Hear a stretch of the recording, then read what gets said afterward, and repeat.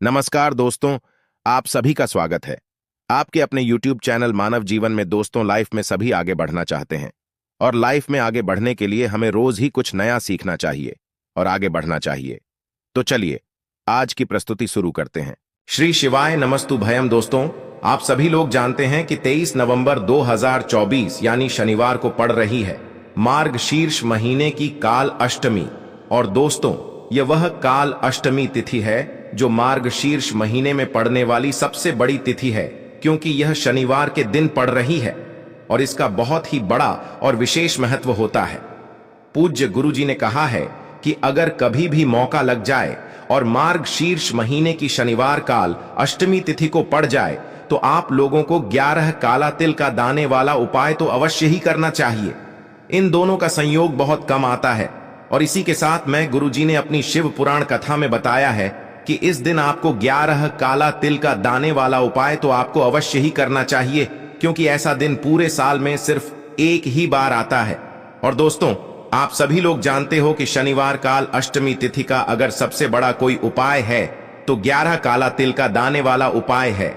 तो दोस्तों, इस शनिवार काल अष्टमी के दिन आप लोगों को इस 11 काला तिल का दाने वाला उपाय को जरूर करना है। बहुत सारे लोग होंगे जिन लोगों ने इस उपाय को ना किया हो, मतलब पूरा साल निकल गया, उन्होंने किसी भी दिन इस 11 काला तिल का दाने वाला उपाय को ना किया हो। पर दोस्तों, आपके पास एक आखिरी मौका बचा हुआ है जो कि 23 नवंबर के दिन है। तो इस दिन आप लोगों को इस वाले उपाय को जरूर कर लेना है। भले ही आपने पूरे महीने भर इस उपाय को ना किया हो, पर अगर आपने इस मार्गशीर्ष महीने के शनिवार काल अष्टमी के दिन अगर इस वाले उपाय को कर लिया तो आपको इस उपाय को करने का वह फल मिलेगा जिसकी आपने कभी कल्पना भी नहीं करी होगी। इसीलिए आप लोग इस वाले उपाय को एक बार जरूर कर लेना है, ताकि आप लोगों के हाथ से यह मौका ना जा सके और आपको इस उपाय को करने का फल मिल सके। दोस्तों, यह उपाय पंडित जी ने अपनी अभी की ही श्री शिव महापुराण की कथा में बताया है, जिस उपाय को आज हम आपको बहुत अच्छे से समझाने वाले हैं। इस वीडियो को देखने के बाद इस उपाय को समझने के लिए आपको कोई और वीडियो को देखने की जरूरत नहीं पड़ेगी। तो चलिए दोस्तों, उपाय को शुरू करते हैं। देखिए, यह इस मार्गशीर्ष महीने के शनिवार काल अष्टमी के दिन यह इतना खास होता है, इतना महत्वपूर्ण होता है। देखा गया है कभी कभी बड़े बड़े पूजा पाठ अनुष्ठान से जो मनोकामना पूर्ण नहीं होते, वह मार्गशीर्ष महीने के शनिवार काल अष्टमी के दिन एक छोटे से उपाय करने से ही आपकी मनोकामना पूर्ण हो जाती है। और बहुत सारे लोगों ने इस उपाय को किया भी है और उनको इस उपाय को करने का फल भी जरूर मिला है। अगर आप लोग भी इस उपाय को करना चाहते हैं तो आप इस उपाय को पहले अच्छे से समझ लेना, सुन लेना, उसके बाद करना। आपको इस उपाय का फल जरूर मिलेगा। और इस उपाय को कर लेने से आपके घर में चाहे किसी भी प्रकार की दुख और समस्या क्यों ना चल रही हो, आपको उसका कारण भी नहीं पता है कि भाई यह समस्या किस कारण से चल रही है। उसका कुछ भी कारण हो सकता है, जैसे पितृदोष हो सकता है या किसी भी तरह का मंगल दोष भी हो सकता है। तो इस दिन आप लोगों को यह वाला उपाय कर लेना है। यह एक ऐसा उपाय है जिस उपाय को अगर किसी विशेष दिन पर किया जाए तो भाई उस विशेष दिन का जो है वह तो हमें मिलता ही मिलता है, पर हमने उस दिन पर इस उपाय को किया है तो हमें उससे भी बड़ा फल मिलता है और फल बहुत जल्दी मिलता है, क्योंकि आप इस उपाय को बहुत ही बड़े और विशेष दिन पर कर रहे हो। तो चलिए अब उपाय के बारे में बात करते हैं, लेकिन उससे पहले आप लोगों को यह जानना आवश्यक है कि आखिर यह उपाय किस समय करना है, किसको करना है और कैसे करना है। तो चलिए हम आगे आपको वीडियो में एक एक करके बता देते हैं। लेकिन उससे पहले अगर आप लोग हमारे चैनल पर पहली बार आए हैं या फिर मेरी आवाज आज पहली बार सुन रहे हैं तो हमारे चैनल को सब्सक्राइब जरूर कर लेना और इस वीडियो को लाइक करके कमेंट बॉक्स में श्री शिवाय नमस्तुभ्यम, ओम नमः शिवाय जरूर टाइप कर देना। तो दोस्तों, इस 11 काला तिल का दाने वाला उपाय को हमें इस शनिवार काल अष्टमी के दिन कैसे करना है, किसको करना है, किस समय करना है और कहां पर करना है, यह सारे सवालों के जवाब आपको इस वीडियो में मिल जाएंगे। और जो यह वीडियो देखेगा भाई, उसको 11 काला तिल का दाने वाला उपाय जरूर करना चाहिए, क्योंकि इस दिन एक काला तिल के दाने का भी बहुत ही बड़ा और विशेष महत्व होता है। और जब बात आ जाए 11 काला तिल का दाने वाला उपाय की, तो यह सोने पर सुहागा वाली बात हो जाती है और यह एक बहुत ही बड़ा उपाय हो जाता है इस शनिवार काल अष्टमी का। तो अब दोस्तों, इस 11 काला तिल का दाने वाला उपाय को आखिर करना किसको है, सबसे पहले हम लोग वह बात जान लेते हैं। तो देखो, घर की जो बड़ी माताएं बहनें होती हैं, उन माताओं बहनों में से कोई भी एक बड़ी माता बहन इस वाले उपाय को कर सकती है। और दोस्तों, अगर आप चाहे तो अपने घर में से सभी सदस्यों को भी इस उपाय को करवा सकते हैं।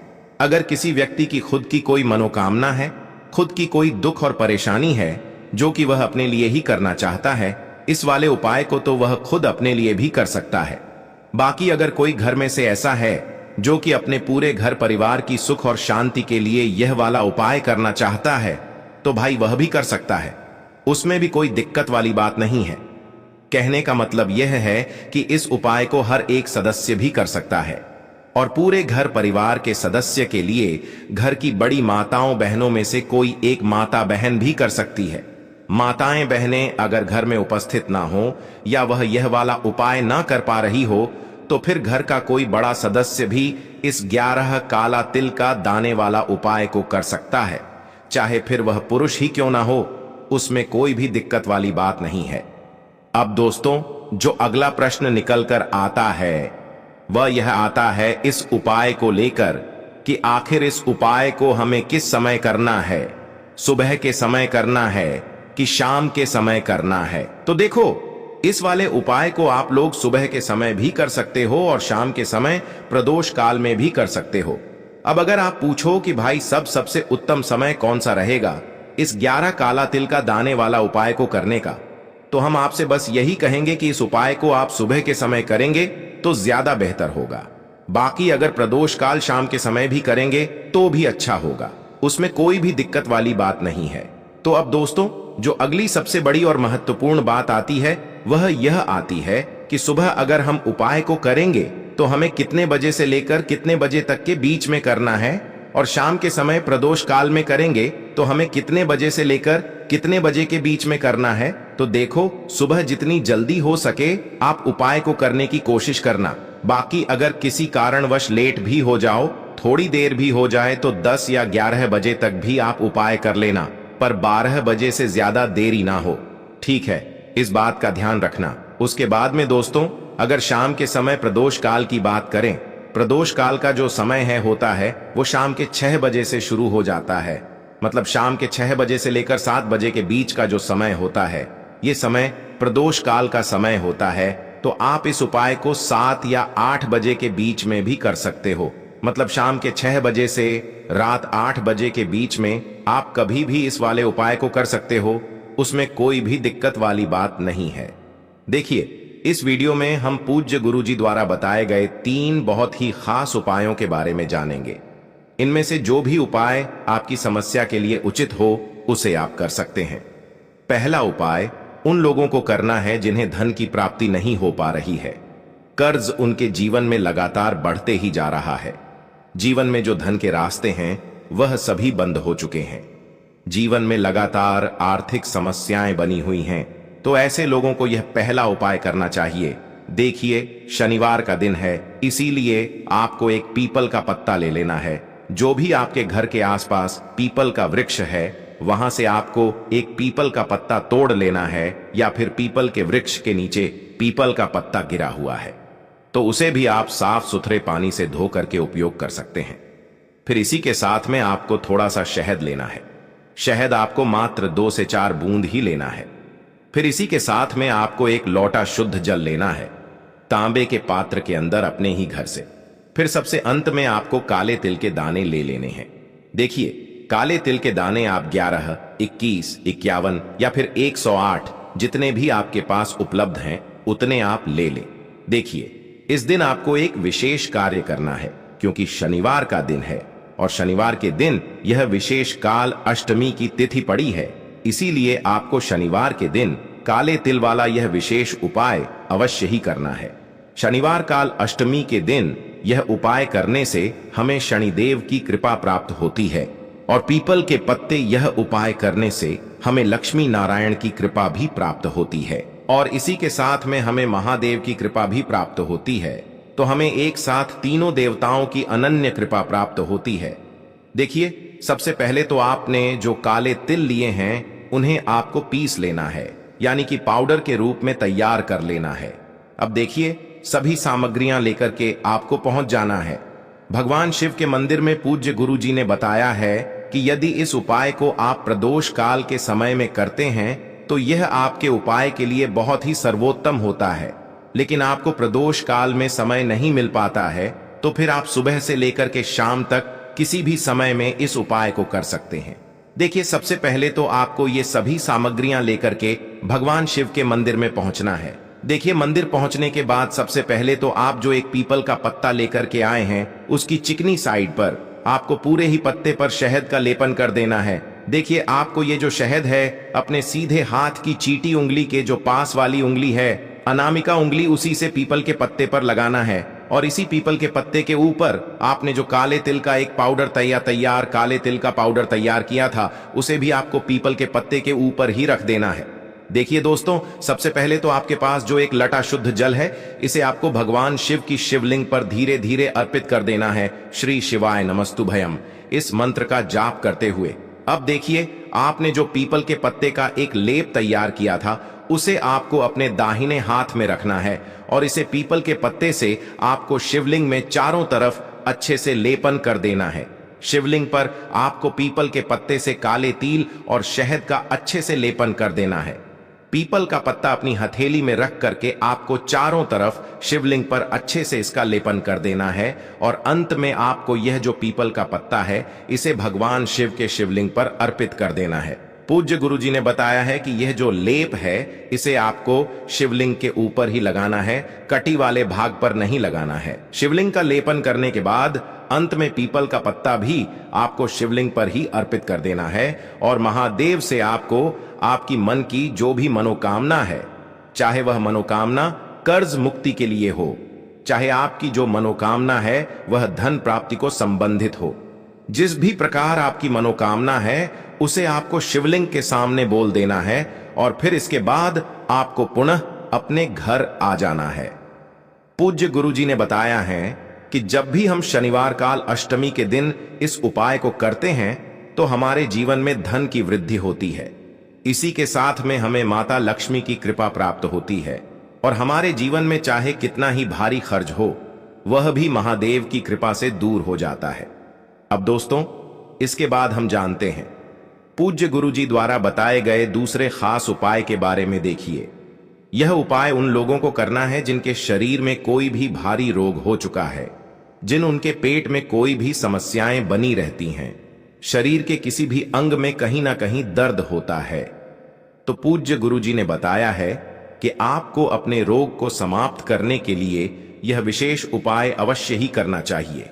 देखिए, इस उपाय को करने के लिए आपको मात्र एक लोटा शुद्ध जल ले लेना है, तांबे की पात्र के अंदर अपने घर से, और इसी के साथ में आपको एक प्यारी सी बेलपत्र ले लेनी है। देखिए, बेलपत्र यदि आपको प्राप्त नहीं हो पाती है तो शिवलिंग पर चढ़ी हुई बेलपत्र को आप पुनः उपयोग कर सकते हैं। बस आपको ध्यान रखना है कि यह जो बेलपत्र हैं कहीं से भी कटी फटी खंडित नहीं होनी चाहिए। अब देखिए, सबसे अंत में आपको थोड़ा सा शहद लेना है। शहद आपको मात्र आधा चम्मच या फिर उससे भी कम लेना होगा। अब देखिए, ये जो तीनों ही सामग्रियां हैं इन्हें आपको भगवान शिव के मंदिर में लेकर के पहुंच जाना है। देखिए, पूज्य गुरु जी ने बताया है कि यह जो उपाय है इसे आप सुबह से लेकर के शाम तक किसी भी समय में कर सकते हैं। देखिए, सबसे पहले तो आपके पास जो एक बेलपत्र है उस पर आपको जो आपके पास शहद है उसे लगा देना है। देखिए, बेलपत्र की जो सबसे बड़ी वाली पत्ती होती है और इसकी जो चिकनी साइड होती है उस पर आपको अच्छे से शहद का लेपन कर देना है। शहद का लेपन आपको अपने सीधे हाथ की चीटी उंगली के पास वाली उंगली अनामिका उंगली से ही करना है। तो देखिए दोस्तों, इस प्रकार से आपको यह बेलपत्र तैयार कर लेनी है। अब देखिए दोस्तों, आप जो एक लोटा शुद्ध जल लेकर के आए हैं उसे आपको धीरे धीरे भगवान शिव की शिवलिंग पर अर्पित करते जाना है और लगातार आपको शिव महापुराण के मूल मंत्र श्री शिवाय नमस्तुभयम इस मंत्र का जाप करते रहना है। अब देखिए, आपके पास जो एक बेलपत्र है उसे आपको अपने सीधे हाथ की हथेली पर रखना है और आपको कुंदकेश्वर महादेव का मन में स्मरण करना है तथा आपके शरीर में जो भी बीमारी है, जो भी रोग हैं, उसे दूर करने के लिए आपको कुंदकेश्वर महादेव से प्रार्थना कर लेनी है। फिर यह एक बेलपत्र आपको भगवान शिव के शिवलिंग पर अर्पित कर देनी है। फिर इसके बाद आपको श्री शिवाय नमस्तुभयम इस मंत्र का 11 बार जाप कर लेना है और मंत्रों का जाप करने के बाद आपको यह जो बेल पत्र है पुनः शिवलिंग से उठा लेनी है और कुंदकेश्वर महादेव से इस बेल पत्र को आपको औषधि स्वरूप प्राप्त कर लेना है। अब देखिए, आपने जो बेल पत्र की आगे वाली पत्ती पर शहद लगाया था उसे आपको चाट लेना है और 10 मिनट के बाद आपको जो आपने शहद लगाया था बेलपत्र की बड़ी वाली पत्ती पर उसे भी आपको अच्छे से चबा चबा करके खा लेना है। पूज्य गुरुजी ने बताया है कि इस पत्ती को खाते समय आपको कुंदकेश्वर महादेव से यही प्रार्थना करनी है कि आपका जो रोग है वह कुंदकेश्वर महादेव की कृपा से समाप्त हो रहा है। पूज्य गुरुजी ने बताया है कि जो भी व्यक्ति इस उपाय को कम से कम 5 शनिवार कर लेता है तो उसके भारी से भारी रोग में भी उसे आराम मिलना प्रारंभ हो जाता है। अब इसके बाद हम जान लेते हैं गुरुजी द्वारा बताए गए तीसरे उपाय के बारे में। देखिए, यह उपाय भी आपको अपने जीवन से दुर्भाग्य को समाप्त करने के लिए करना है। इसी के साथ में धन धान्य की वृद्धि के लिए करना है। देखिए, इस उपाय के लिए आपको एक लोटा शुद्ध जल लेना है और इसी के साथ में आपको एक प्यारी सी बेलपत्र लेनी है और इसी के साथ में आपको थोड़ा सा चंदन ले लेना है। देखिए, चंदन जो है आपको पीला वाला ही लेना है। पीले चंदन में आपको थोड़ा सा जल मिलाकर के इसे एक पेस्ट के रूप में तैयार कर लेना है। अब देखिए, सबसे आखिर में आपको एक चावल यानी कि अक्षत का दाना लेना है। चावल का दाना लेते समय ध्यान रखें कि यह कहीं से भी टूटा हुआ खंडित नहीं होना चाहिए। देखिए, चावल का जो दाना है वह हमारे जीवन में धन धान्य की प्राप्ति करवाता है, हमारे सौभाग्य में वृद्धि करता है। इसके लिए आपको एक चावल का दाना अवश्य ही लेना है। अब देखिए, सारी ही सामग्रियां लेकर के आपको पहुंच जाना है भगवान शिव के मंदिर में। देखिए, आप इस उपाय को किसी भी समय में कर सकते हैं। सुबह से लेकर के शाम तक आप इस उपाय को किसी भी समय कर सकते हैं। देखिए, मंदिर पहुंचने के बाद सबसे पहले तो आपके पास जो एक बेल पत्र है उसकी आगे वाली पत्ती पर चिकनी साइड पर आपको इस चंदन का अच्छे से लेपन कर देना है। चंदन लगाने के बाद इसी के ऊपर आपको एक चावल का दाना भी रख देना है। चंदन का जो आपने लेपन किया है उसी के ऊपर आपको एक चावल का दाना चिपका देना है।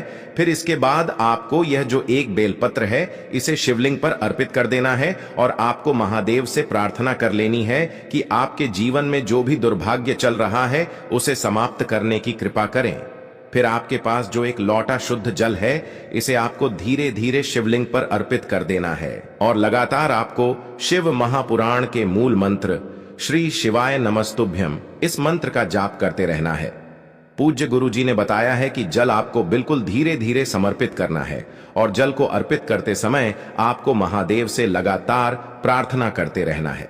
देखिए, गुरुजी ने बताया है कि यदि इस उपाय को आप इस शनिवार काल अष्टमी की तिथि पर कर लेते हैं तो हम आपको यकीन दिलाते हैं कि आपके जीवन में चाहे कैसा ही दुर्भाग्य चल रहा हो, चाहे जितनी भी दरिद्रता चल रही हो, तो महादेव की कृपा से, माता लक्ष्मी की कृपा से आपके जीवन में धन धान्य की प्राप्ति होगी और आपका जो दुर्भाग्य है वह भी सौभाग्य में बदल जाएगा और आपके जीवन में भी सुख समृद्धि तथा वैभव की प्राप्ति होगी। तो दोस्तों, ये थे पूज्य गुरुजी द्वारा बताए गए कुछ बहुत ही खास उपाय। आज के लिए बस इतना ही इस वीडियो में दी गई जानकारी। अगर आपको अच्छी लगी हो तो प्लीज हमारे चैनल मानव जीवन को सब्सक्राइब करें, लाइक करें और हमारे वीडियो में अंत तक बने रहने के लिए धन्यवाद।